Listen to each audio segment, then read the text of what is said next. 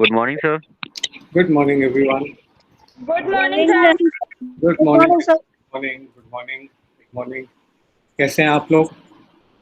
Good बढ़िया morning है। Sir. Good good morning, morning. sir. आप सब लोग ठीक हैं? ठीक है Yes, sir. sir. Yes sir. Yes, sir. हाँ, प्लीज सब लोग स्वस्थ रहिए और सेफ रहिए, सबसे इम्पोर्टेंट है। चलिए आज हम लोग बात करेंगे physiology of the excretory system. Last time हमने शुरू किया था ना, तो we talked about the kidneys. आज हम लोग बात करते हैं functional anatomy of the kidney.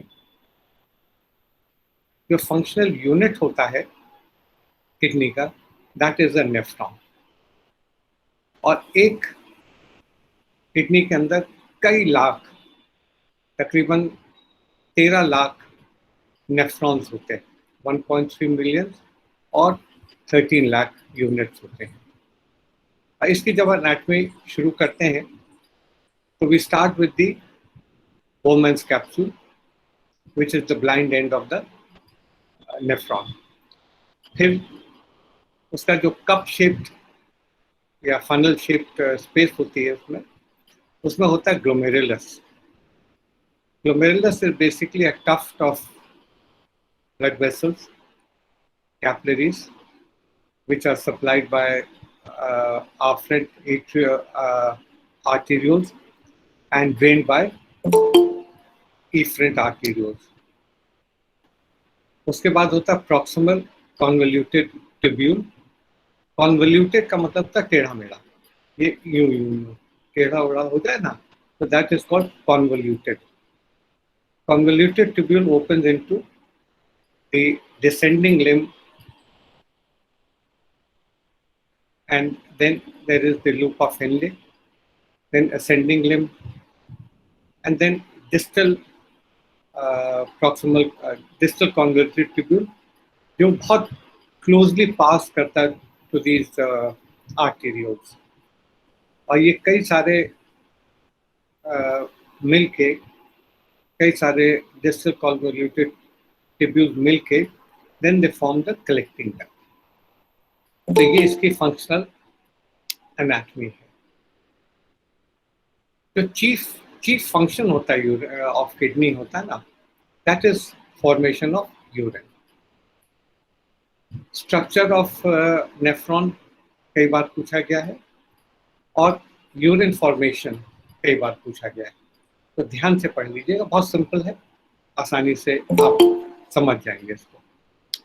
तो let's start with the functional anatomy of the kidney. Functional anatomy of the kidney,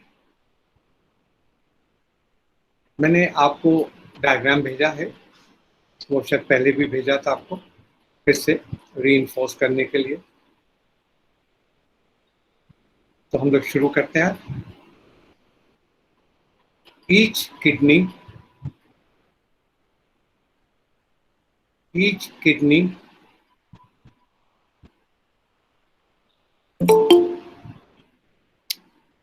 is made up of is made up of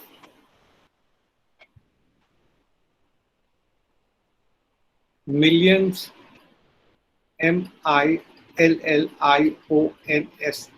millions of nephrons, bracket में approximately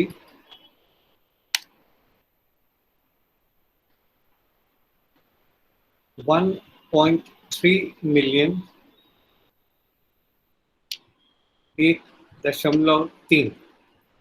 1.3 million और 13 lakhs, 13 lakh.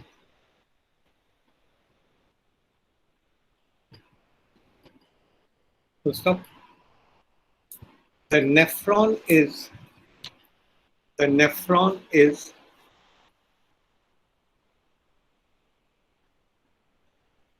The functional unit, the nephron is the functional unit of the kidney.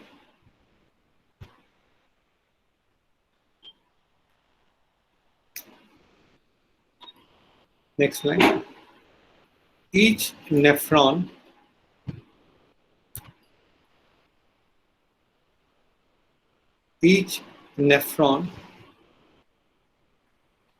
is made up of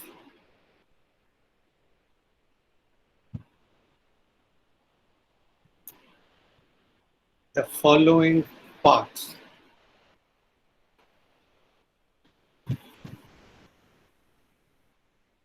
Number 1, Bowman's capsule,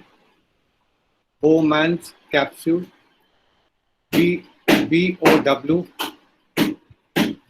M-A-N apostrophe S, Bowman's capsule. Number 2, glomerulus,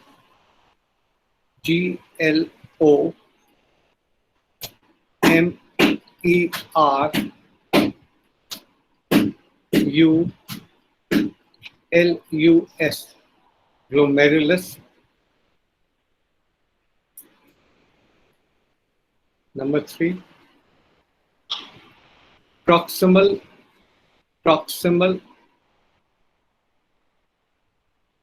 convoluted,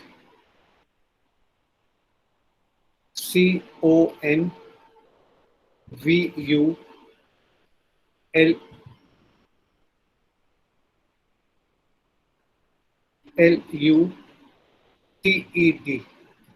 convoluted tubule.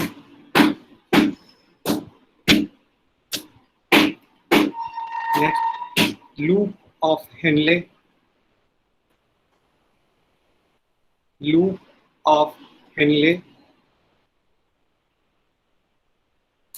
Next, distal convoluted tubule,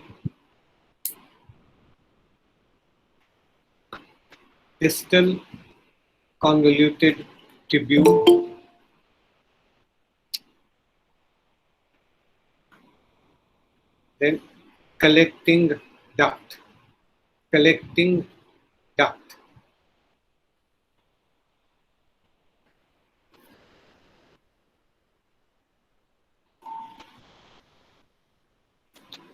diagram आपके पास है, आपने कई बार बनाया भी होगा। कल जब हम लोग बात कर रहे थे ना फंक्शंस ऑफ किडनी की, तो आप में से किसी ने पूछा था कि व्हाट इज ऑस्मोलैरिटी। किसने पूछा था? What is osmolarity? सर सत्यम कुशवाहा ने पूछा था। तो सत्यम आए हैं आज? सत्यम आप हैं बेटा?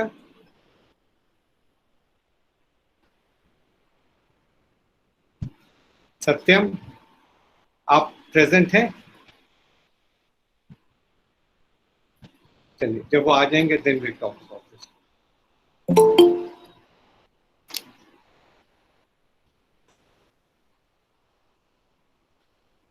अब इनके बारे में लिख लीजिए, briefly about these parts. Number 1, Bowman's capsule.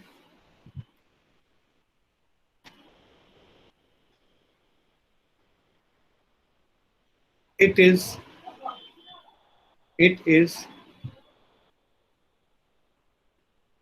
the dilated, D-I-L-A-T-E-D.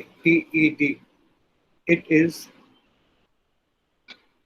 the dilated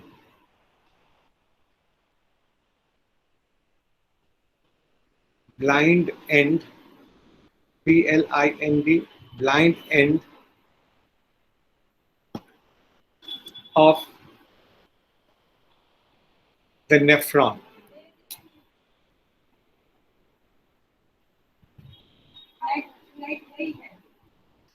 Number 2, glomerulus. Glomerulus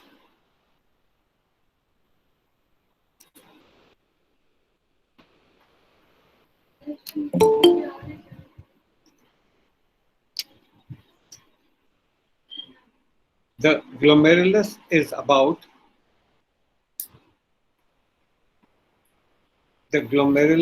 about 200 micromillimeters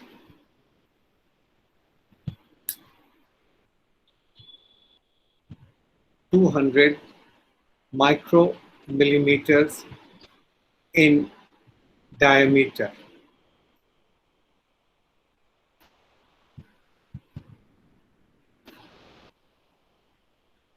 and is formed by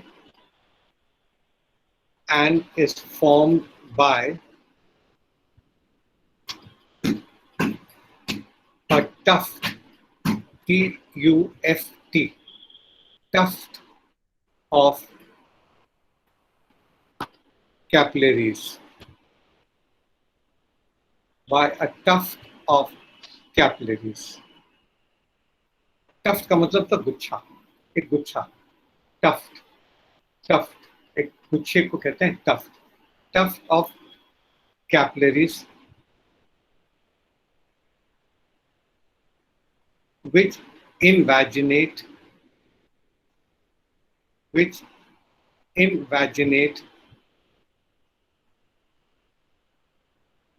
into the glomerulus, which invaginate into the glomerulus. Full stop. The capillaries are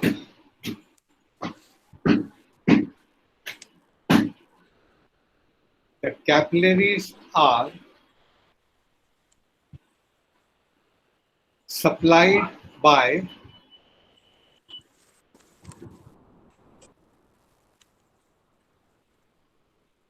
afferent, A-F-F-E-R-E-N-T, by afferent arterioles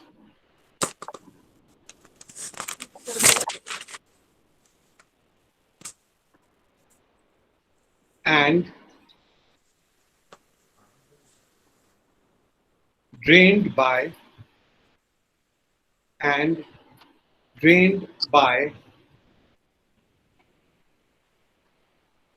efferent arteriole, E-F-F-E-R-E-N-T, efferent arteriole.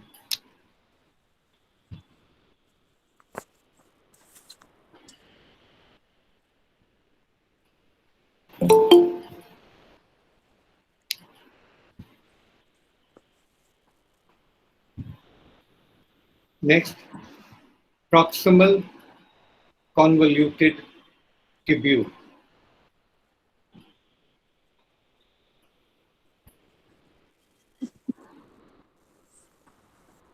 The proximal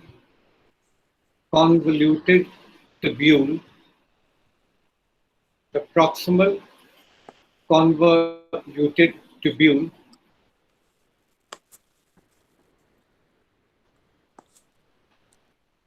is about 15 millimeters long,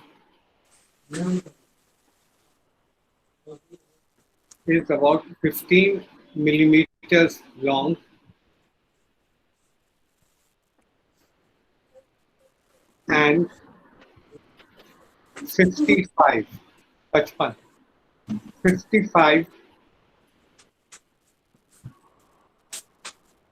micromillimeters in diameter.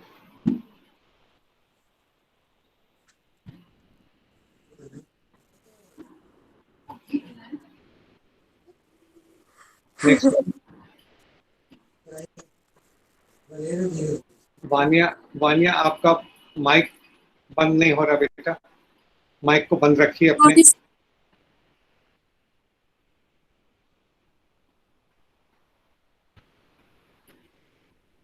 The proximal tubule, the proximal tubule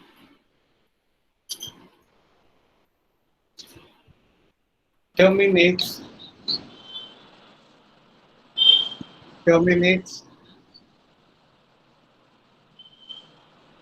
into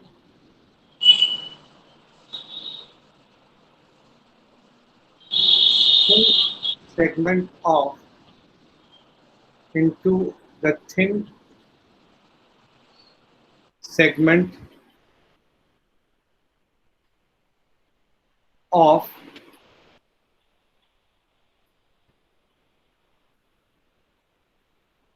the descending limb into the descending limb of the loop of Henle.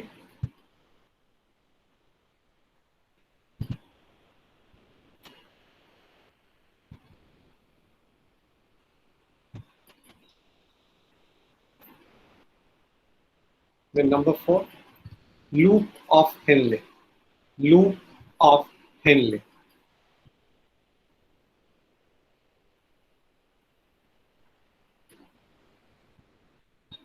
The loop of Henle, the loop of Henle has a thin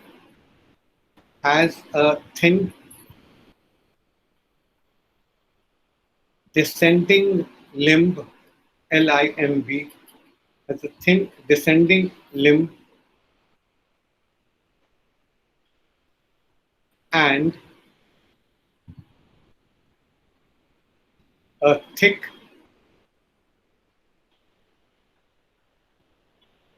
ascending limb.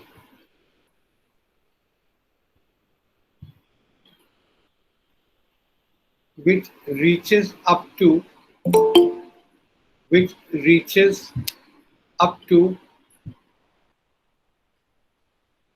the glomerulus.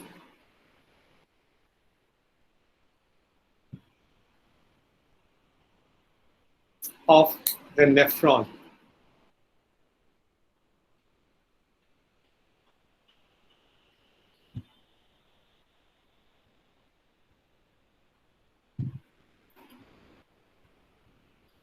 And passes close to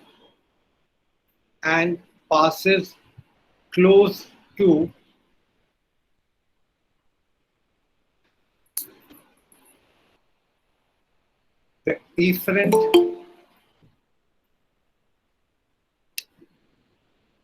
and afferent arterioles.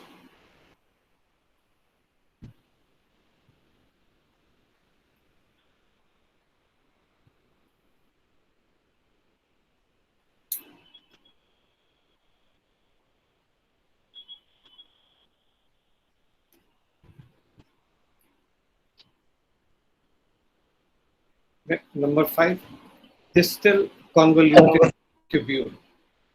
Distal convoluted tubule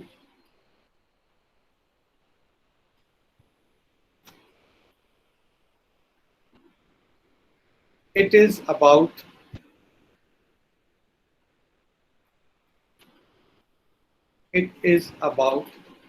5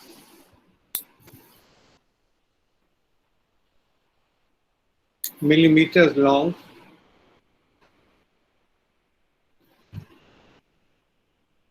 full stop. A number of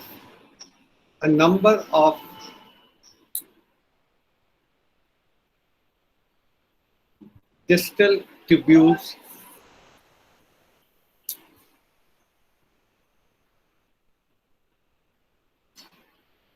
together form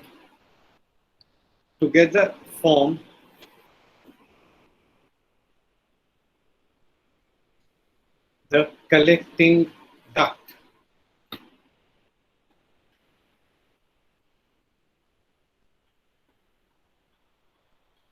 which is about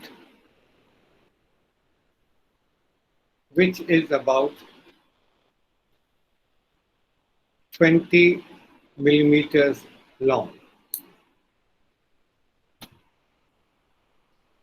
Next line. The collecting duct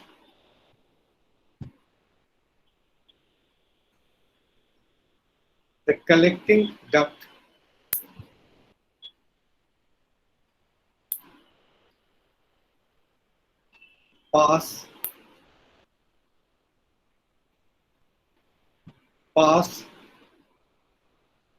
through the renal pelvis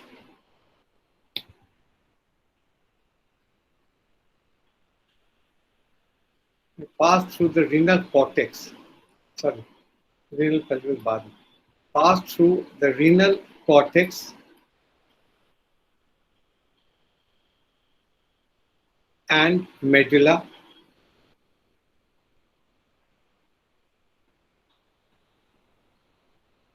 to open into the renal pelvis of the kidney.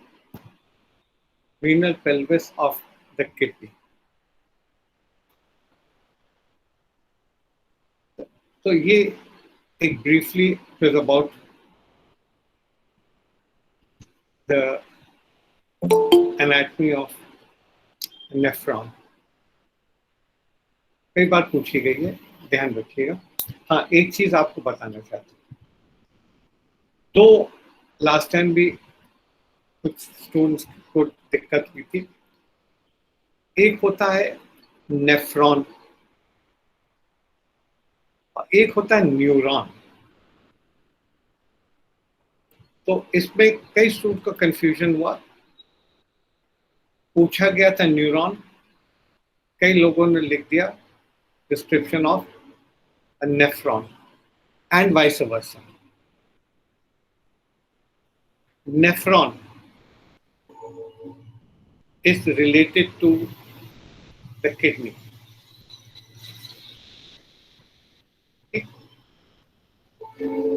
Neuron is related to the nervous system or the nerve fiber. बिल्कुल clear कर लीजिए, nephron is related to the kidney और neuron is a nerve fiber. आ जाता है कभी कभी, ये दोनों के साउंड बहुत मिलते जुलते हैं, बट अभी से सीख लीजिए कि nephron is part of the urinary system. Kidney का के स्ट्रक्चर क्या है, और neuron is a nerve fiber. Confuse मत होइएगा, जब कभी अगर आ जाता है ना तो ध्यान कर लीजिएगा। और बहुत आसान है, आंसर करने से पहले 1 मिनट सोच लीजिए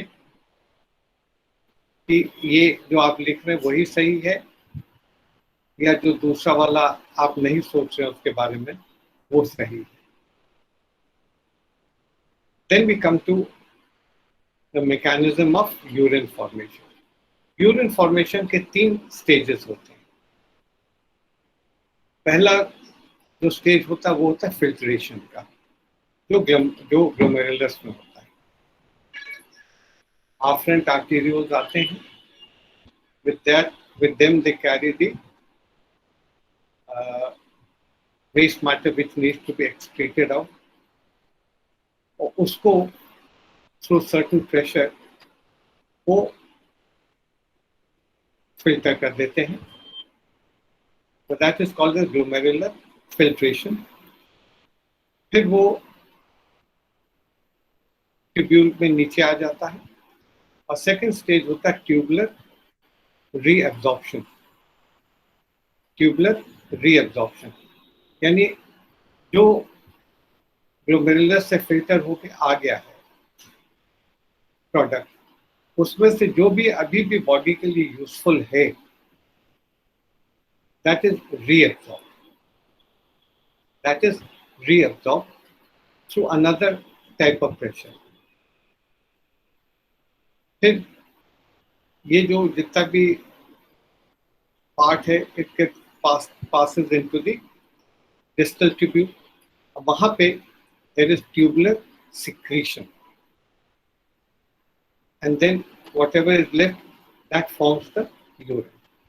तो इसके 3 स्टेजेस होते हैं, ग्लोमेरुलर फिल्ट्रेशन,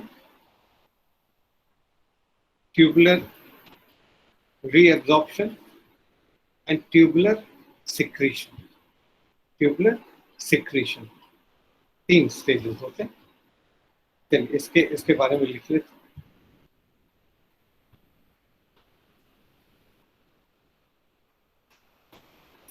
हेडिंग डाल दीजिए, mechanism of urine formation, mechanism of urine formation।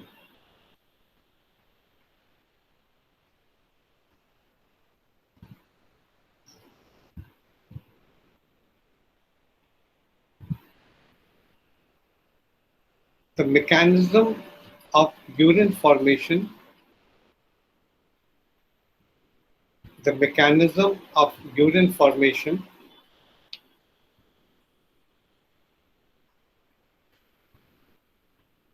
is in 3 stages, is in 3 stages, which are: number 1, glomerular filtration, glomerular filtration, तो स्पेलिंग बोल दीजिए सर एक बार।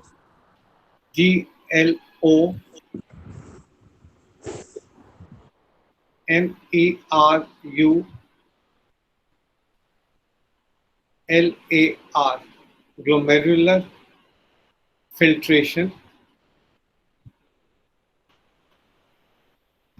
Number 2, tubular reabsorption, tubular reabsorption। Number 3,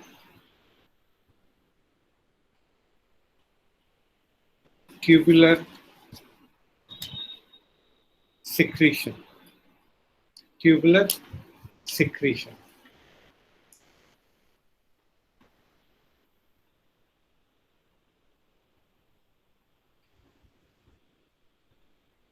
इसको लिख लीजिए इसके बारे में। Next line, in the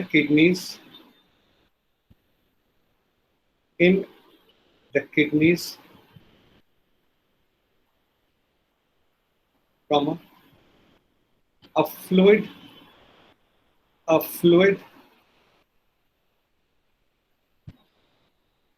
that resembles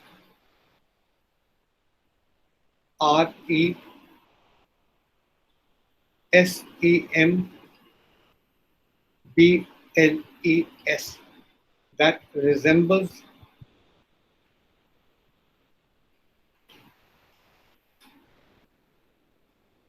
plasma,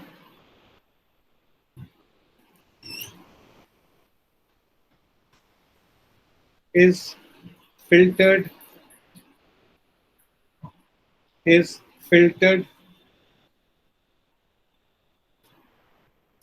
through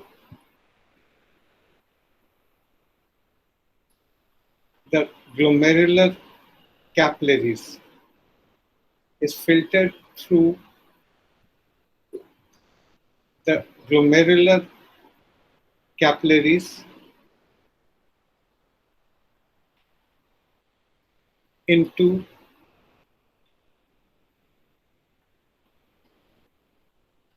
the renal tubule. Full stop. This is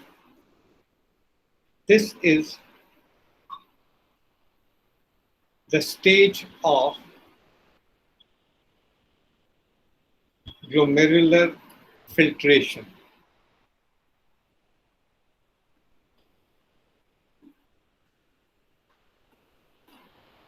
The next line.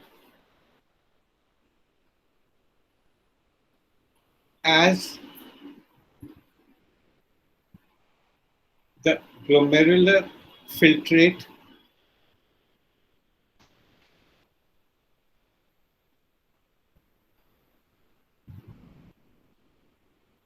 passes into passes into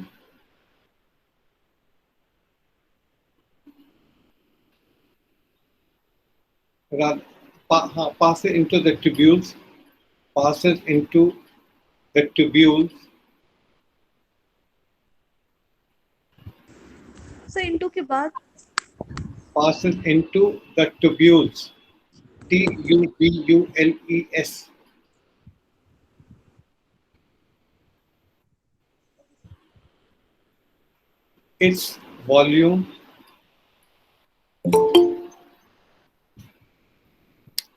Its volume is reduced, REDUCED, is reduced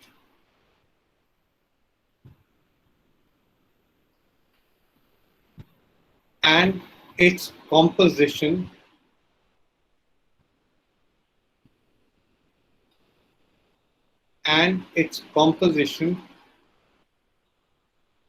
is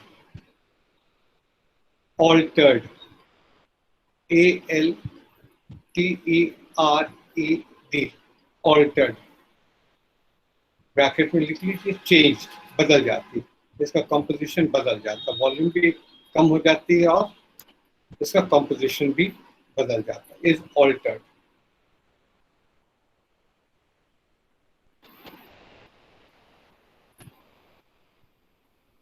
by the process of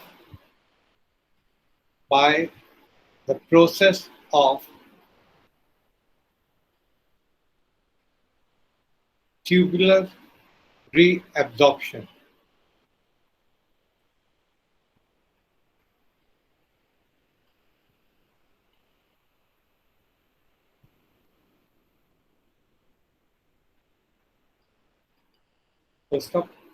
There is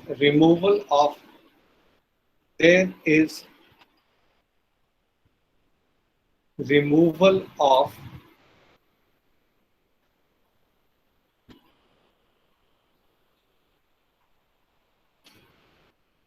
water and solutes from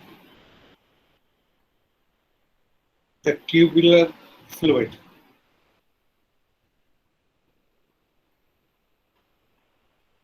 Next. In the stage of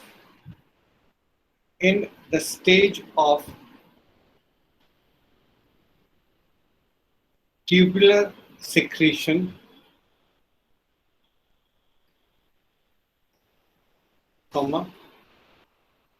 there is secretion of solutes, there is secretion of solutes into sir secretion of के बाद solute, SOLUTES, solutes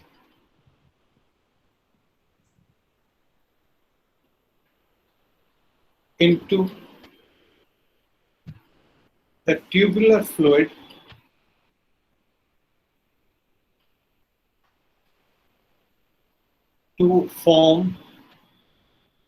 to form the urine,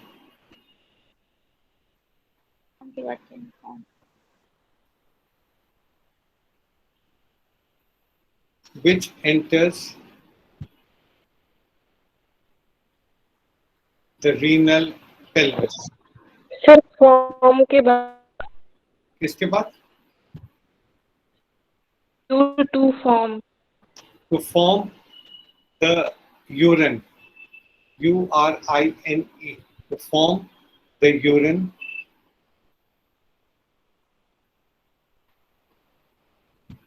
that enters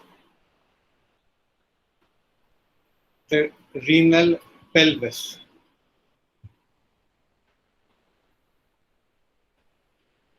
Next line. From the renal pelvis,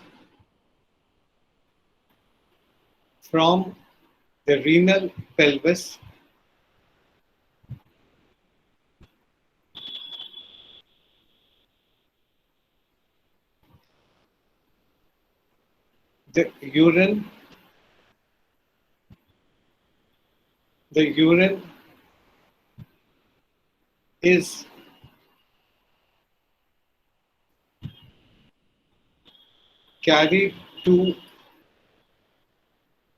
is carried to the urinary bladder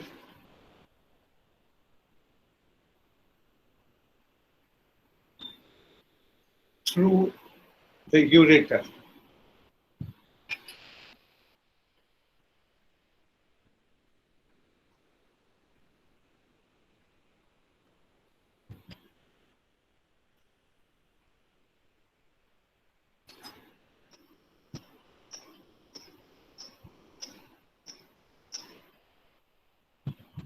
The urine is expelled. The urine is expelled to the exterior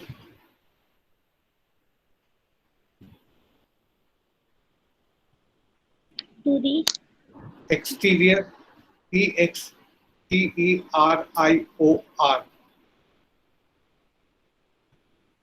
to the exterior by the process of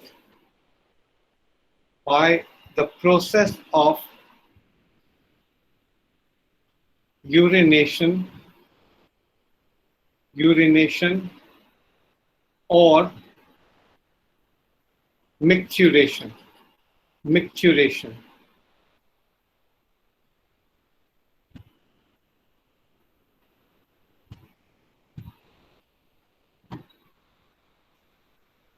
Next line.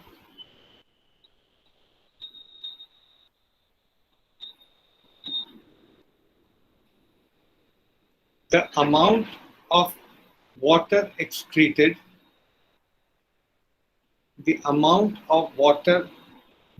excreted in the urine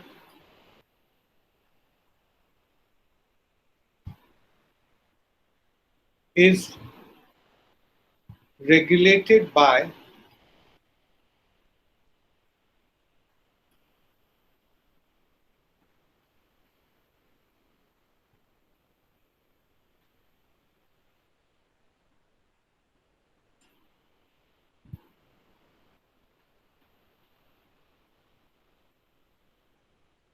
antidiuretic hormone, anti diuretic,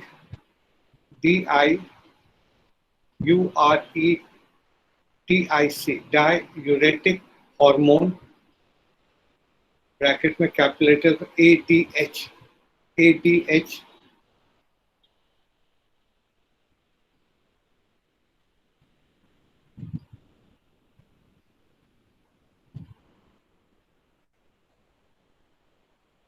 which is secreted by posterior pituitary gland.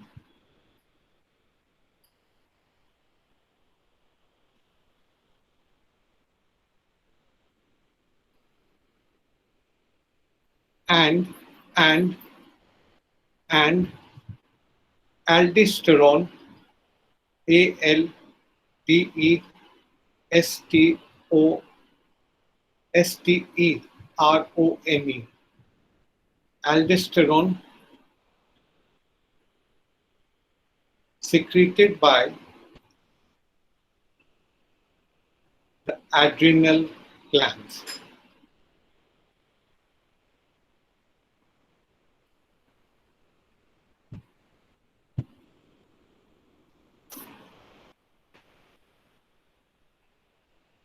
इसके बाद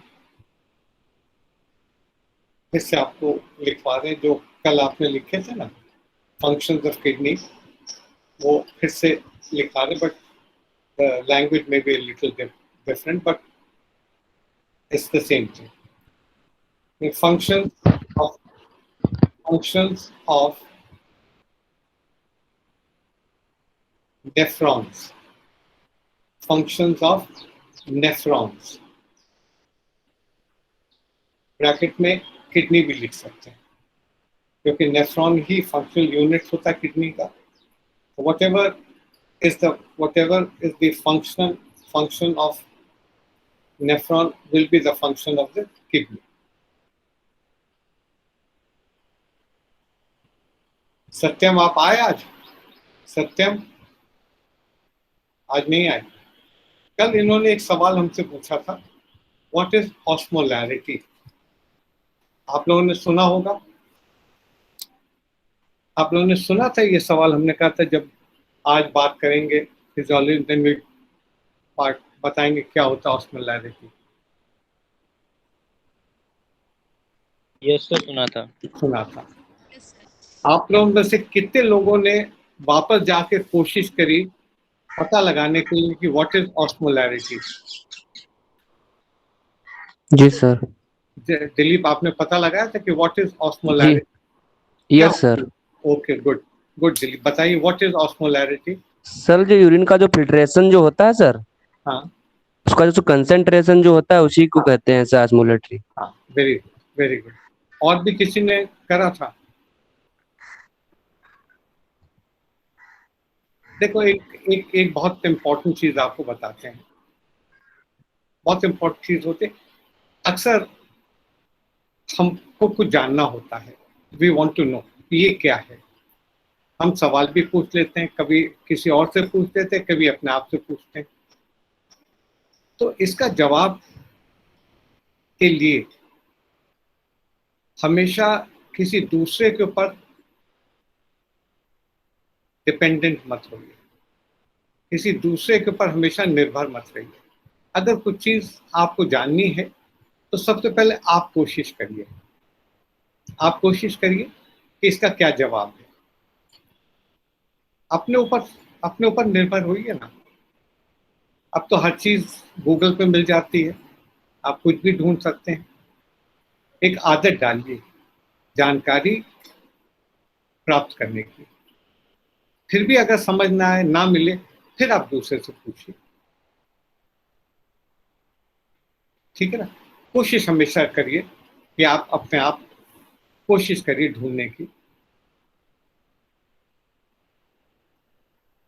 तो आपने बिल्कुल सही कहा. अगर इसको हम एक डेफिनेशन देते हैं ना, लिख लीजिए कहीं पे. पता नहीं कब कभी आ जाए. एक अच्छा सवाल पूछा था सत्यम में, but he is not here, तो दिलीप ने इसका आंसर दिया है. इसको लिख लीजिए, एक कहीं पे ऊपर लिख लीजिए, क्योंकि पहला फंक्शन नेफ्रॉन का इसी का ही है, ऑस्मोसिस से रिलेटेड. ऑस्मोलैरिटी कहीं पे लिख लीजिए. Osmolarity is the concentration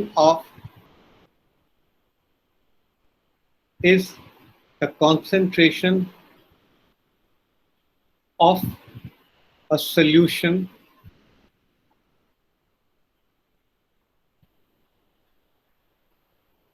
expressed as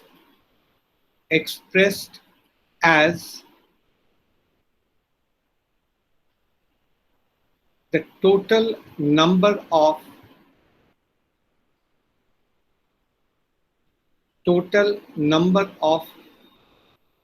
solute particles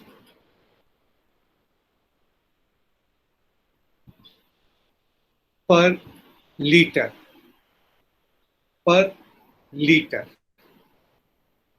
तो ये डेफिनेशन होता है ऑस्मोलैरिटी का।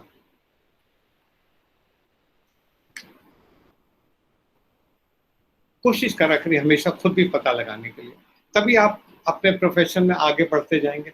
सब चीज नहीं सिखाई जाएगी, शायद कहीं कभी भी नहीं होता है कि आपको हर चीज सिखाई गई हो वही पूछी जाए। कभी कभी ऐसी भी चीज होती है जिसके बारे में कभी नहीं पढ़ा होगा मगर आपने सुना होगा, तो कोशिश करिए ना अपने आप पता लगाने के लिए कि what is the answer to it. आपसे पहली क्लास में कहा था हर चीज एक प्रश्न चिन्ह से शुरू होती है और प्रश्न चिन्ह ही रहती है, कभी विराम नहीं लगता उस पर। जब तक आप क्वेश्चन पूछते रहेंगे आप हमेशा प्रोग्रेस करते रहेंगे। जहां आपने फुल स्टॉप लगाया कहीं पे भी, फिर आप आगे नहीं जान पाएंगे इसके आगे क्या होता है। तो एक अच्छी आदत बना लीजिए और उसमें सवाल पूछिए क्यों, व्हाई, और आप हमेशा आगे और सबसे आगे रहेंगे। जब तक आप ये सवाल पूछते रहेंगे व्हाई, तब तक आप सबसे आगे ही रहेंगे हमेशा। चलिए पहला फंक्शन है। सर हाँ बोलिए स्मिता, अरे वो फिर से बता दीजिए। पूछिए। ऑस्मोलैरिटी। ऑस्मोलैरिटी आपको बताया तो मैंने अभी। सर एक बार प्लीज। अब आप इसी लेक्चर को फिर से सुनिएगा। नंबर 1 है osmo regulation.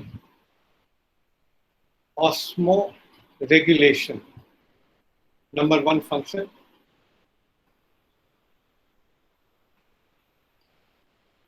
Number 2 regulation of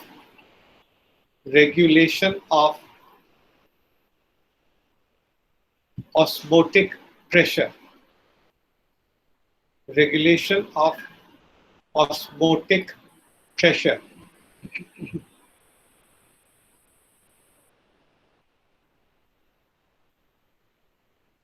Number 3, regulation of pH. Regulation of pH.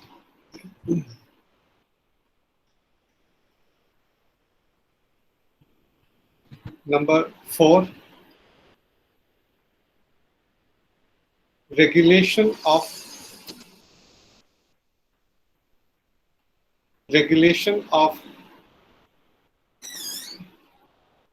electrolyte concentration.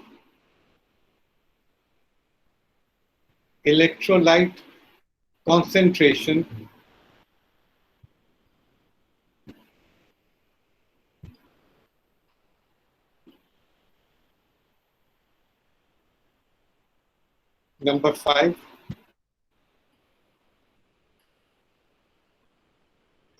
regulation of RBCs. Regulation of RBCs in the blood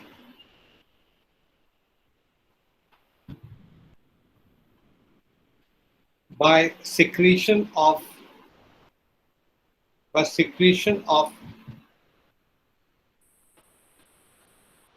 hormone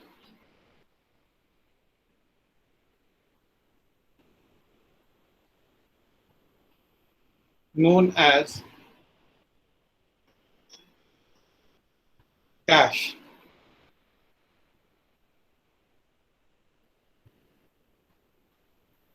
कौन सा एरिथ्रोपोइटिन सर। अनिल ने बताया एरिथ्रोपोइटिन। और कौन? Anyone answering? किसी और का आंसर अनिल के अलावा? अनिल के अलावा और किसी को? रोहित, पारुल, दिलीप, ये तो पढ़ चुके हैं हम लोग।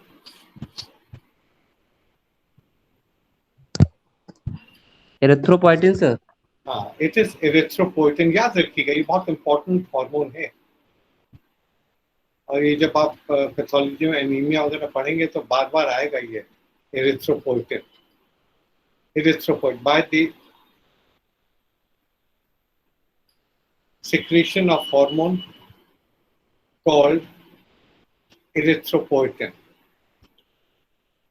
Then number 6, regulation of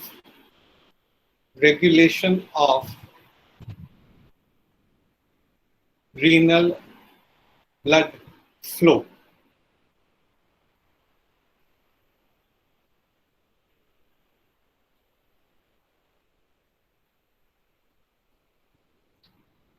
Next, help in maintaining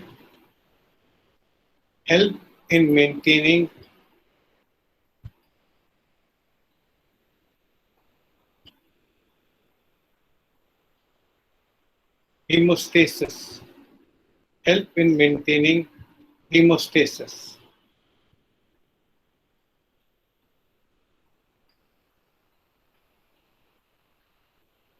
Next, they help in excretion of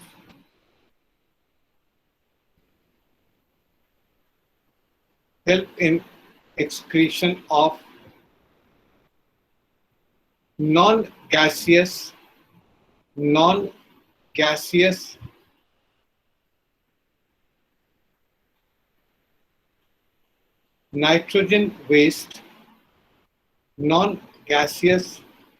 nitrogen waste like urea and uric acid.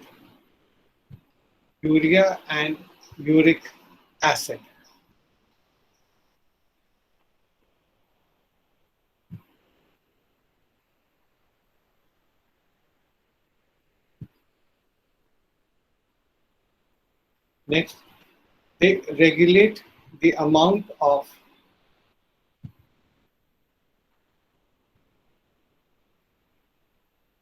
Sir uric acid के बाद full stop. Next, they regulate the amount of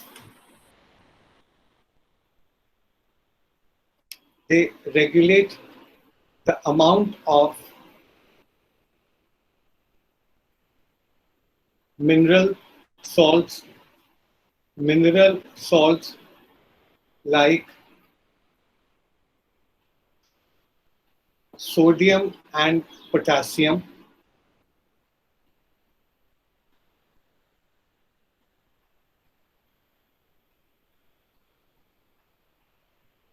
Next, they remove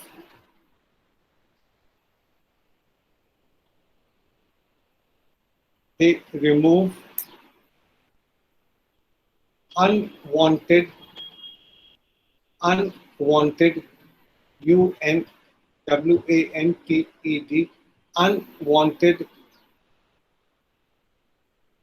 substances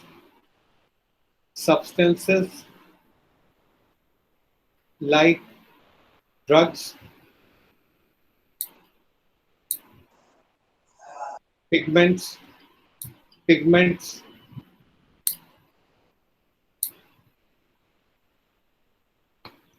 poisons,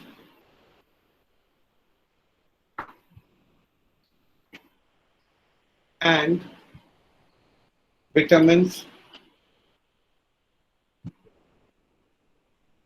from the blood.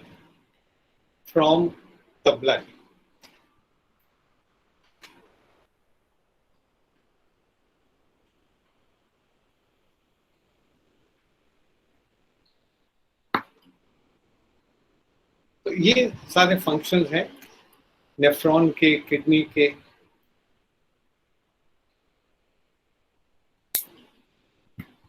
एक शायद last year आया था एक सवाल, functions of kidneys. Function इसका basically excretory है, याद रखिएगा। एक हार्मोन सिक्रीट करता है और ऑस्मोसिस को रेगुलेट करता है। ऑस्मोसिस और रीनल ब्लड फ्लो को कंट्रोल करता है, रेगुलेट करता है। That's it. इतनी आसानी से हमको सारे फंक्शन याद हो जाते हैं। 2-3 चीजें याद कर लीजिए। जो भी हार्मफुल वेस्ट है उसको बाहर निकाल देता है, like urea, uric acid, excess of water, salts, minerals, toxic substances.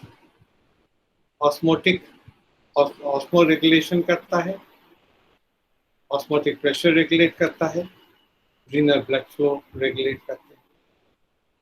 इस आपको बहुत आसानी से सारी चीजें याद हो जाएंगी, किडनी के फंक्शन या नेफ्रॉन के function. Then we come to composition of urine. Composition of urine.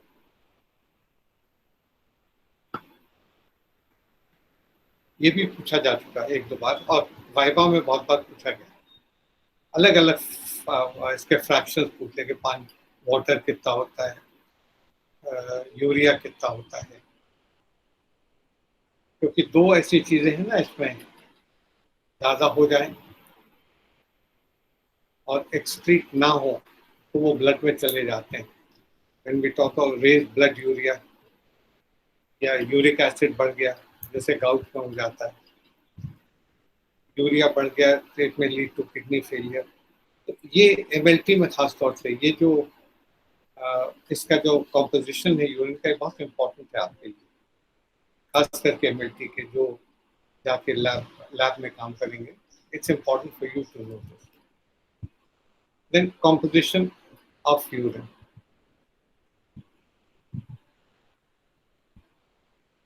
लिख लीजिए। The normal composition of urine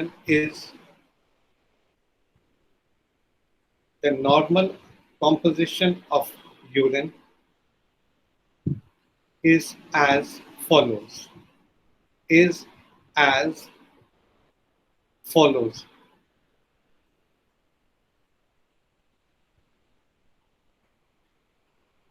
Number 1, 95% water.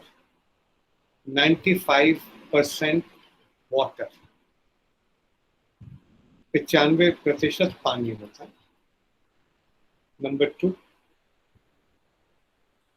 2% electrolytes. 2% electrolytes.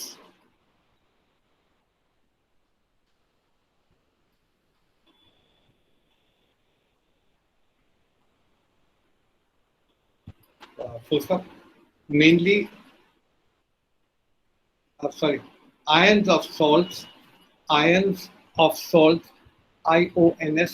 ions of salts, mainly chlorides,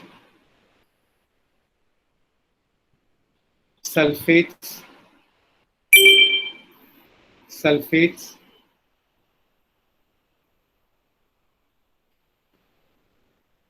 phosphates,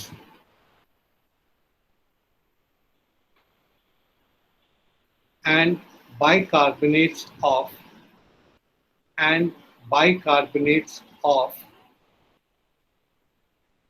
sodium, potassium,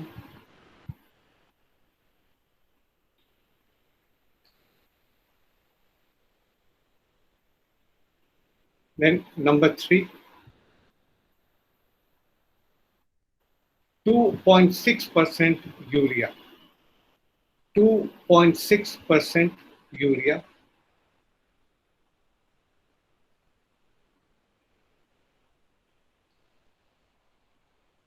Next, 0.3%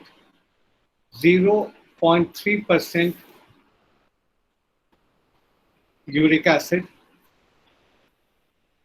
0.3% of uric acid. Number 5, traces of creatinine, traces, TRACES, traces of creatinine, CREATININE.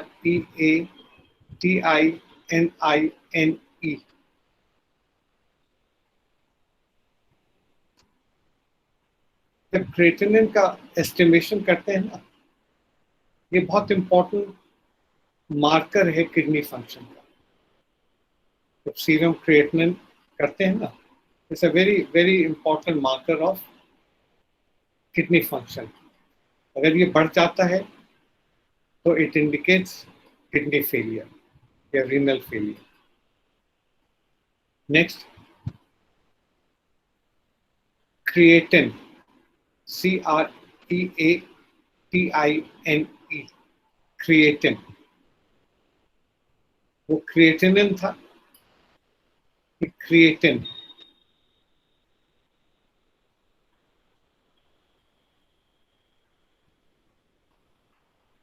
Then next, ammonia, ammonia,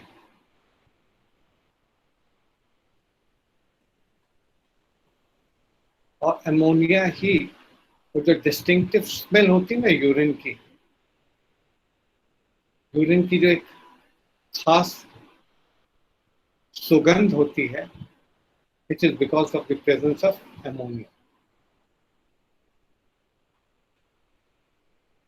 Next, some pigments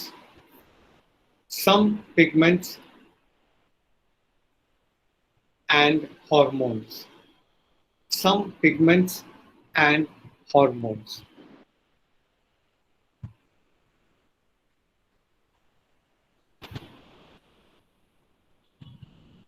तो यहाँ पे हमारी जो excretory system की physiology है वो समाप्त होती है।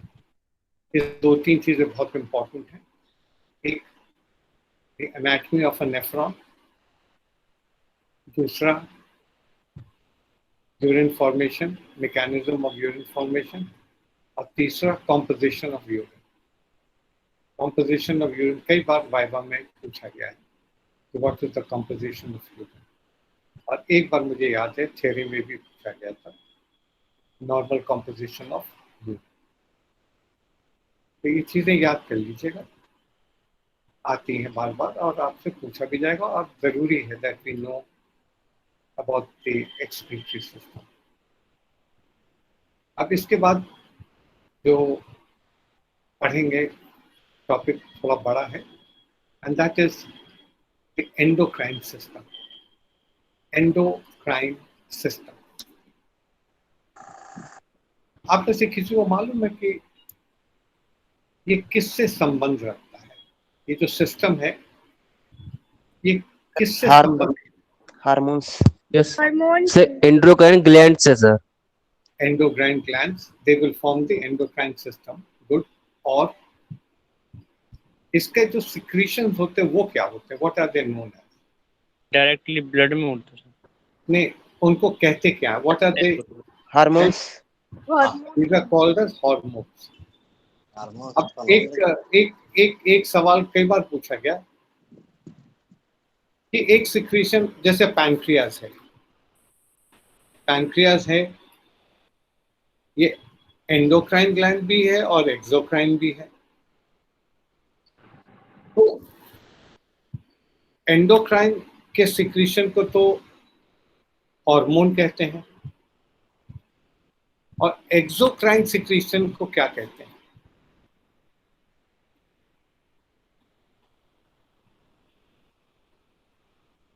सर जूस कहते हैं। क्या बेटा? जूस। जीन्स। जूस सर, जो जैसे गैस्ट्रिक जूस। जूस का असली नाम बताओ। ये आप बता रहे सही है, जूस कहते हैं, जैसे पैनक्रियाटिक जूस होता है। Sir pancreatic juice. Pancreatic juice नहीं, वो तो Wild juice. जूस हो गया। अगर जिसे इसको हार्मोन कहते हैं, Sir, कैसे? wild juice. Sir, है? enzymes. हाँ, Sir, they are enzymes. called as enzymes. Yes, they are called as enzymes. कई बार पूछा गया what is the difference between a hormone and an enzyme. क्या फर्क होता है हार्मोन में और एंजाइम में? सर एंजाइम्स जो हैं कैटालिटिक रिएक्शंस में यूज होते हैं एंड जो हार्मोन्स हैं दे आर मतलब किसी ऑर्गन की लाइक प्रोसेस को लाइक करने के लिए। नहीं, दोनों ही किसी न किसी प्रोसेस से तो एक्ट से रिलेटेड है हमारे। सर एंजाइम सर जो सर एंजाइम जो होते हैं जो एक्सोक्राइन प्रोसेस से सिक्रीट होते हैं और जो हार्मोन जो होते हैं एंडोक्राइन प्रोसेस से सिक्रीट होते हैं। ये तो होता है, मगर फर्क क्या दोनों में? सर एंजाइम्स सर वो एक डाइजेस्टिंग का काम करेंगे सर, ये सर तोड़ने का। सर हार्मोन्स जो होते हैं वो किसी भी ऑर्गन के लाइक सेक्रीट करने के लिए लाइक वो करते हैं, बुझा देते हैं। सेक्रीट करवाते हैं सर, सेक्रीशन उसकी सेक्रीट करवाते हैं।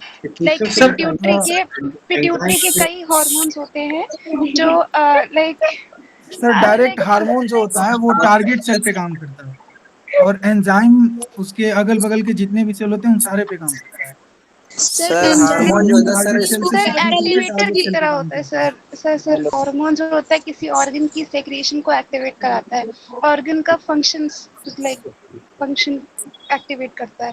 एंजाइम कैटालिटिक के लिए इसका जो सिंपलेस्ट आंसर है ना सर हाँ सर एंजाइम जो होते हैं सर वो कैटलिस्ट की जैसे वर्क करते हैं और hormones as a messenger work करते हैं। सर हाँ, सुनिए, हाँ, सर ये नहीं कह सर एंजाइम जो होते हैं सर कैटालिटिक का काम करते हैं, जो हार्मोन जो होते हैं डाइजेशन में काम करते हैं। सर एंजाइम 24 आवर हमेशा काम करता रहता है और हार्मोन किसी स्पेसिफिक टाइम पे। ओके सर इसका सबसे सर बेसिक डिफरेंस यही है सर, एंजाइम का सर जो एक्शन होता है ये कैटालिटिक होता है और हार्मोन्स का एक्शन कैटालिटिक नहीं होता है। सर बेसिक डिफरेंस यही है। चलो हो गया। देखो इसका एक सर सिंपलेस्ट हार्मोन्स मैसेंजर की तरह यूज होते हैं sir, hormone as a messenger. Okay इसका सबसे आसान डिफरेंस आपको बता देता हूँ। बताओ। एंजाइम्स जो होते हैं they are secretion of ducted glands. उन ग्लैंड्स जिनकी डक्ट होती है, ओके जो ग्लैंड्स के पास डक्ट होती है और जो सिक्रीट होते हैं उनके सिक्रीशंस को कहते हैं एंजाइम्स। और hormones are secretions of ductless glands.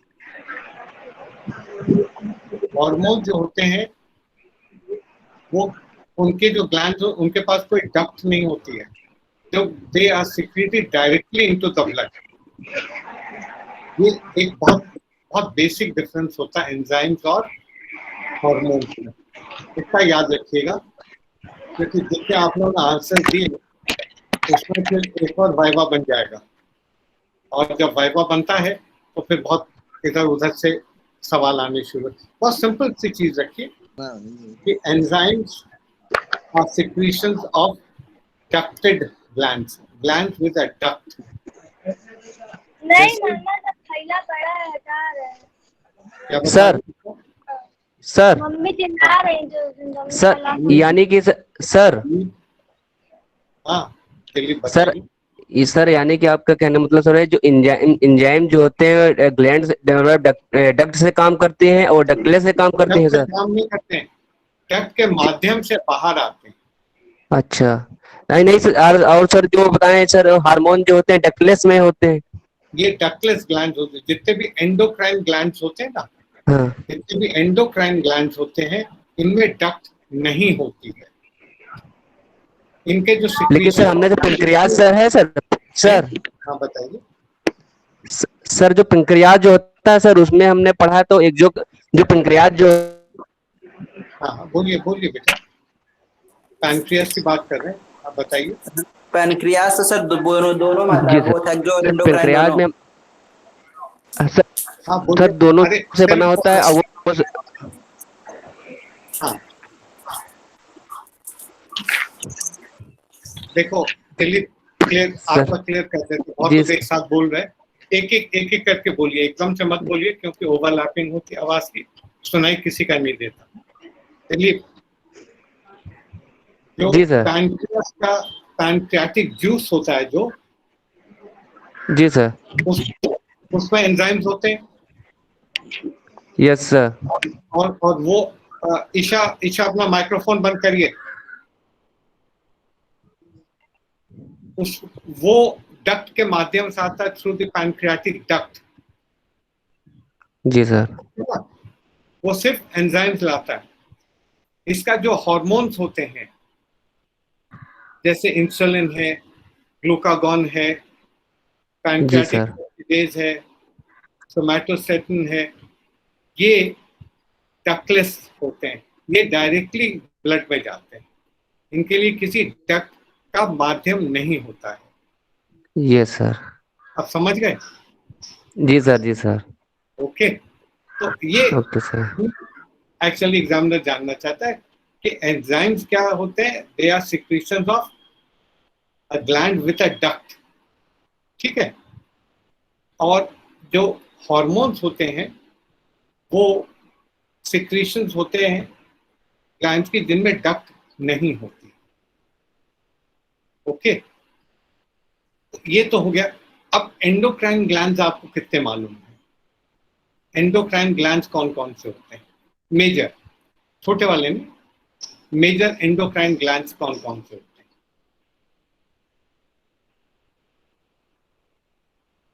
और इसको कभी भी याद करना हो ना तो हमेशा यहां से शुरू करिए, यहां से भी नीचे जाइए। हाइपोथैलेमस, आप नीचे ऊपर से शुरू करेंगे और आप नीचे तक चले जाइए। अब शुरू करते हैं, ऊपर से शुरू करिए, देखिए कितने आपको याद है। शुरू करिए। Major endocrine glands. Hypothalamus sir, hypothalamus. Okay, hypothalamus क्यों? एक मिनट बेटा, ऐसे बीच में मत बोलिए। हाइपोथैलेमस में कौन सा हार्मोन सिक्रीट होता है? Sir hypothalamic sir. हैं? सर दो सर जीएनआरएच, सर जीएनआरएच होता है, जीएनआरएच। सर दो हार्मोन सीक्रेट होते हैं, गोनाडोट्रोपिक रिलीजिंग हार्मोन जी, और सर इनहिबिन हार्मोन, दो होते हैं। ये तो सब्सटेंसेस होते हैं। ये तो एक्चुअली हाइपोथैलेमस से दो हार्मोन्स बनते हैं। उनका सिंथेसिस बीरू अपने उसको बंद करिए, बीरू अपने माइक्रोफोन को बंद करिए। हाइपोथैलेमस से भी दो सिक्रीट होते हैं, दे आर सिंथेसाइज्ड और उनको स्टोर करते हैं पोस्टीरियर पिट्यूटरी में। बेसिकली जब हम हाइपोथैलेमस को नहीं एज अ एंडोक्राइन ग्लैंड नहीं लेते हैं, बिकॉज दैट इज, वो तो कंट्रोलिंग है, वो कंट्रोल करता है। जब हम शुरू करते हैं ना तो we talk about the pituitary gland. Pituitary gland यहां से शुरू होता है ना, पिट्यूटरी ग्लैंड। उसके दो पार्ट्स होते हैं, anterior pituitary and posterior pituitary. Anterior pituitary के 5 या 6 हार्मोन्स होते हैं और पोस्टीरियर पिट्यूटरी में जो हार्मोन्स होते हैं एक्चुअली यहाँ पे स्टोर किए जाते हैं, बट सिक्रीट हाइपोथैलेमस में होते हैं। उनका सिंथेसिस जो होता है वो हाइपोथैलेमस में होता है और स्टोर आके पोस्टीरियर पिट्यूटरी में होते हैं। तो पोस्टीरियर पिट्यूटरी के कौन कौन से हार्मोन्स आपको मालूम है?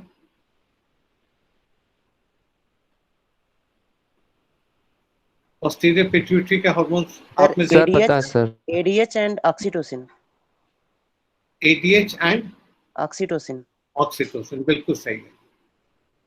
याद रखिएगा, ये दो हार्मोन पोस्टीरियर पिट्यूटरी में सिंथेसाइज नहीं होते हैं, ये सिर्फ स्टोर होते हैं। मगर इनको हम मानते हैं as hormones of the posterior pituitary. और एंटीरियर पिट्यूटरी में कौन कौन से हार्मोन्स आपको मालूम है?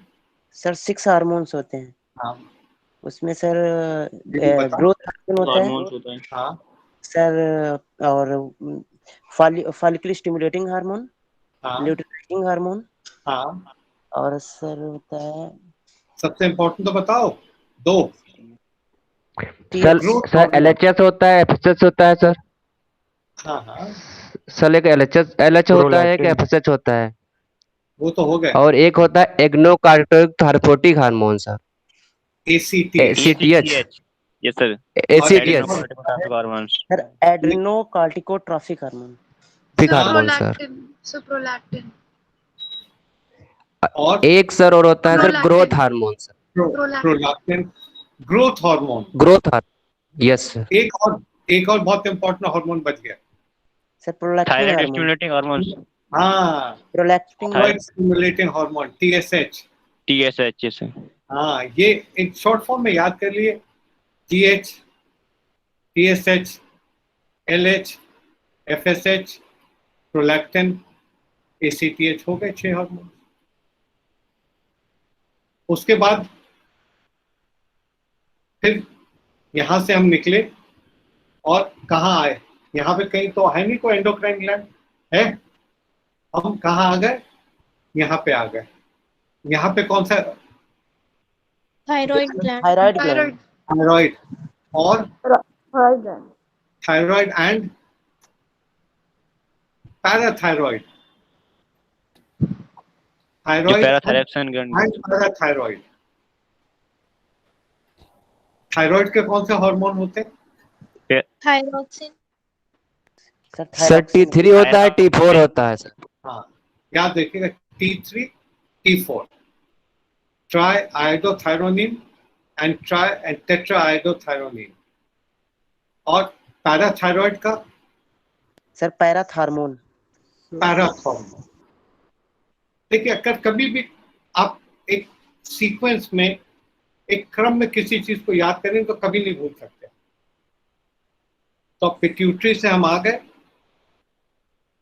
थायराइड में, पैराथायराइड। अब इसके बाद आते हैं और नीचे आइए पैनक्रियास में। तो पैनक्रियास के 4 हार्मोन्स होते हैं, इसमें सबसे इंपॉर्टेंट है इंसुलिन,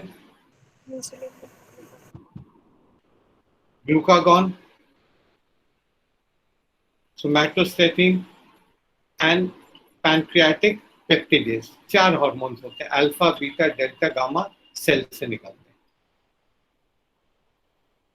फिर उसके बाद आप अपने दोनों हाथ के फिंगर को ले जाइए किडनी के ऊपर। किडनी के ऊपर कौन सा? Adrenal glands. Adrenal glands. फिर और नीचे ले जाइए लोअर पार्ट ऑफ पेल्विस में ओवरीज। उसके बाद टेस्टिस। आसानी से आपको सारे जो मेजर एंडोक्राइन ग्लैंड्स है वो याद हो गए। और हमेशा ऊपर से शुरू करिए, इट्स इजी। यहाँ से जब शुरू होंगे तो आपको सारे दिखते जाएंगे, आप फील कर लेंगे।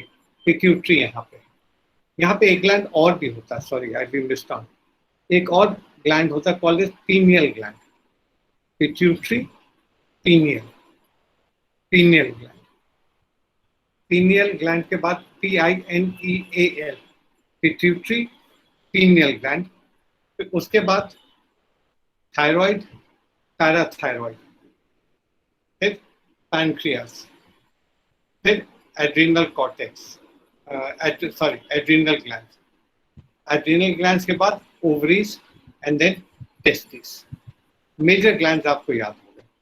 आप जब नेक्स्ट ईयर जाएंगे ना पांडे सर की लैब में, जब ऑटोमेशन लैब में आप लोग नेक्स्ट ईयर जाएंगे, या अभी भी जाते हैं आप लोग उनके ऑटोमेशन लैब में पांडे सर की, तब उसमें नहीं, जब भी आप जाएंगे तो वहाँ बहुत बढ़िया चार्ट बने रखे हैं एक बहुत बढ़िया चार्ट रखा है, उसमें एंडोक्राइन्स के बारे में है, क्योंकि वो पढ़ाएंगे आपको डिटेल में एंडोक्राइनोलॉजी।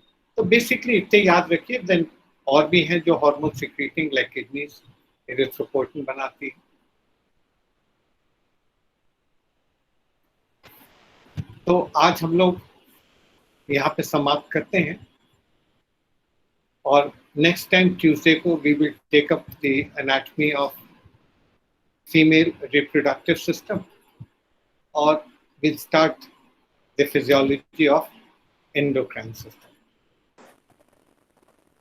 इस बीच में अपना आप को स्वस्थ रखिए, सेफ रखिए, और आपको मालूम हम क्या पढ़ने जा रहे हैं? एक मिनट, हम क्या पढ़ने जा रहे हैं थोड़ा सा पढ़ लीजिए, उसके बारे में आपको समझने में बहुत आसानी हो जाएगी।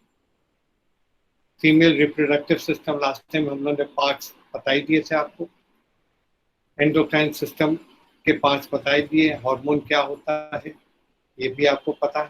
थोड़ा सा पढ़ लेंगे, आपको याद रखने में, और जब हम पढ़ेंगे तो आपको फॉलो करने में बहुत आसानी है। इस बीच अगर कोई और क्वेश्चंस हो, कुछ और जानना चाहते हैं, मुझे बता दीजिए। एनीवन? आप में से कोई कुछ पूछना चाहता हो? सर क्रिएटिन क्या होता है? क्रिएटिन इस अब एग्जैक्टली नहीं, मगर इतना मालूम है कि जो creatine oxygen binding capacity haemoglobin की बढ़ा देता है। जो ऑक्सीजन बाइंडिंग कैपेसिटी होती है ना हीमोग्लोबिन की, वो बढ़ाते हैं। और ये एक बैंड सब्सटेंस है।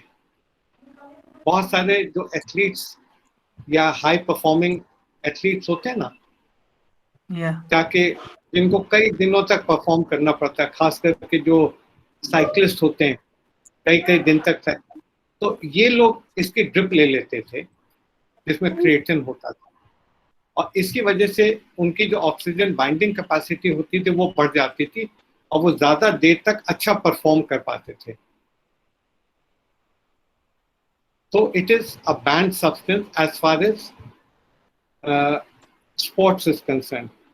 जैसे हम सुनते हैं ना डोपिंग में ये इस्तेमाल कर लिया, नैंड्रोलोन या एनाबॉलिक स्टेरॉइड यूज कर लिए, या स्टेरॉइड यूज कर लिए। इसी तरीके से some people use creatine to improve their performance. Okay सागर, और कुछ पूछना चाहते हैं? Sir calcitonin hormones thyroid gland से सीक्रेट होता है? नहीं, बताओ किसको आंसर मालूम है? कैल्सिटोनिन हार्मोन कहाँ से सिक्रीट होता है? कौन सा ग्लैंड सिक्रीट करता है कैल्सिटोनिन?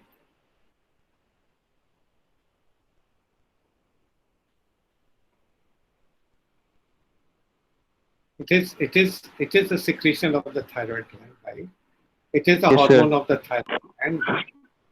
क्यों किसी और ने क्यों नहीं जवाब दिया इसका? अरे अनिल बंद करिए माइक। सर बंद कर रहे हैं। माइक बंद करिए फिर बताऊं मैं। Yes sir. थायराइड में दो टाइप के सेल्स होते हैं, एक फॉलिकुलर सेल्स होते हैं, एक पैरा फॉलिकुलर सेल्स होते हैं।